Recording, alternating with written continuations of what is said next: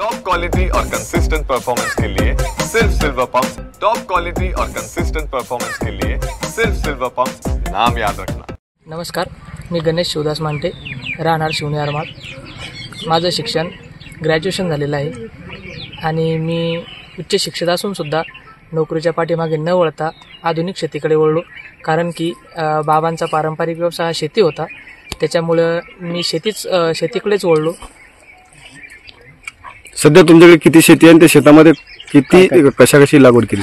सध्या माझ्याकडे 10 एकर शेती आहे आणि आमच्याकडे 2 एकर द्राक्ष लागलेलं आहे, 3 एकर डाळिंबे आणि 5 एकरामध्ये खरबूज टरबूजाचीही शेती केली जाते।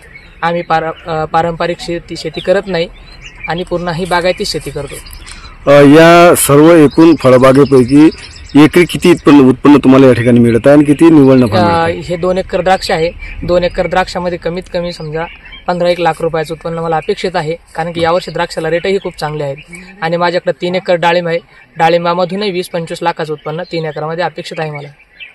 बस, खरबुजाचा काय यावर्षी भाव आला आणि कशा पद्धतीने? मी सुरुवातीच्या टप्प्यात खरबूज हे 30 रुपये किलोने विकले। आता खरबूजाचे रेट थोडे कमी आहेत, 25 रुपये किलो आहेत, पण तरी खरबूजात एकरी 3 ते 3.5 लाख रुपये राहिले मला। या सर्व एकूण फळबागेपैकी सर्व जमिनीतून वर्षाकाठी तुम्हाला किती निव्वळ नफा उरतो? या सर्व जमिनीतून एका वर्षाला मिनिमम मला 40-1 लाख रुपये नफा उरतो।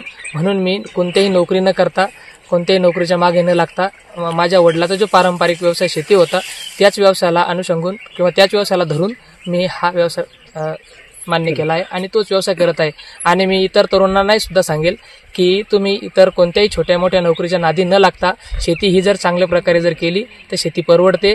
शेती ही आपली माय आहे, ती आपल्याला कधीही ओटी भरून देते, फक्त आपल्याला मेहनत करायची तयारी आपली असली पाहिजे।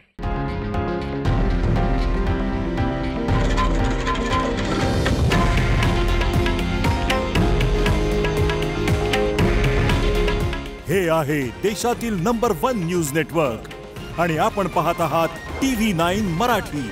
काळजी तुमची, हित महाराष्ट्राचं।